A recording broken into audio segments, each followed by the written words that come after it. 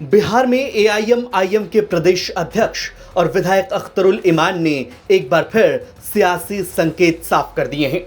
उन्होंने RJD supremo Lalu Yadav को चिट्ठी लिखकर पार्टी को महागठबंधन यानी कि इंडिया गठबंधन में शामिल कराने की अपील की है। चिट्ठी में अख्तरुल इमान ने लिखा कि अगर हम लोग मिलकर लड़ेंगे तो सेक्युलर वोटों का बिखराव नहीं होगा और अगली सरकार महागठबंधन की बनेगी।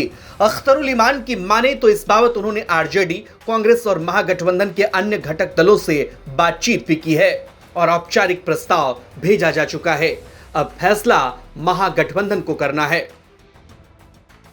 आज अख्तरुल इमान साहब ने एमआईएम बिहार प्रदेश अध्यक्ष ने, क्योंकि हमारी प्रदेश की कार्यकारिणी ने, इंजीनियर आफ्ताब साहब ने, पूरी टीम ने फैसला लिया कि पहले जो मीडिया के माध्यम से और आरजेडी के और महागठबंधन के, कांग्रेस के, मुकेश सैनी साहब के, वीआईपी के, लेफ्ट की पार्टियों के साथ जो संवाद हमने किया था, अख्तरुल इमान साहब ने जो संवाद किया था, उसमें एक और कड़ी है। अख्तरुल इमान साहब ने आज राजद के राष्ट्रीय अध्यक्ष आदरणीय लालू जी को भी चिट्ठी लिखी, कांग्रेस के प्रदेश अध्यक्ष साहब को भी लिखी, दीपांकर भट्टाचार्य साहब को भी लिखी, सीपीआई के भी लिखी, मुकेश सैनी साहब को भी लिखी, सीपीएम को भी लिखी। सभी महागठबंधन के दलों को हमने लिखा है कि सेकुलर वोटों का बिखराव नहीं होना चाहिए।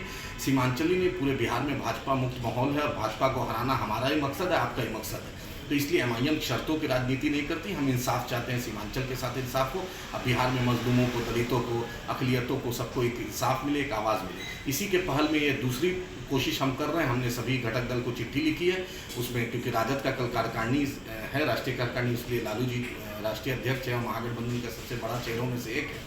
तो लालू जी के सामने हमने प्रस्ताव रखा और सभी गठबंधन के दलों के सामने चिट्ठी भेजी है कि अब हमने खुले मन से, खुले दिल से आपके सामने रखा है कि एमआईएम को भी गठबंधन में शामिल किया जाए, ताकि बिहार में भाजपा को हराया जा सके और एक बेहतर सरकार बने जिसमें भाजपा मुक्त हो और बिहार की तरक्की हो, देश की तरक्की हो।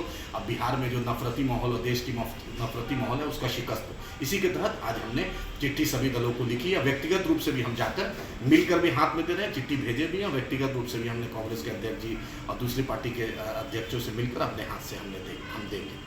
यही एमआईएम ने एक पॉजिटिव कोशिश की। उम्मीद है कि महागठबंधन इसमें एक पॉजिटिव फैसला लेगा, एमआईएम को भी गठबंधन में शामिल करेगा। अख्तरुल इमान की चिट्ठी सिर्फ राजनीतिक प्रस्ताव नहीं बल्कि साफ रणनीतिक दबाव भी है।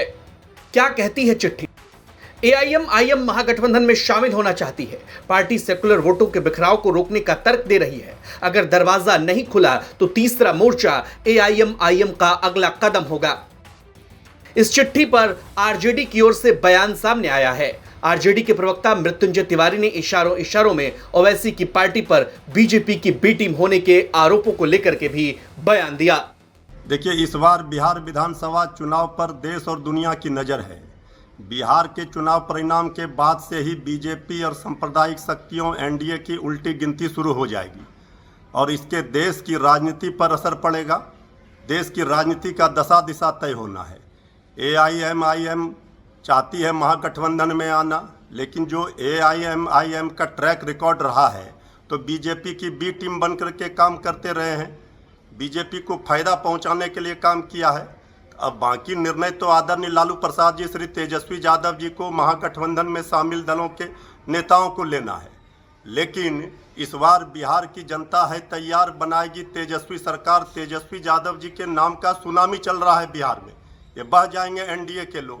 कोई दीवा स्वप्न ना देखे, मुगालते में ना रहे, कहीं कोई वोटों का बिखराव नहीं होने वाला है।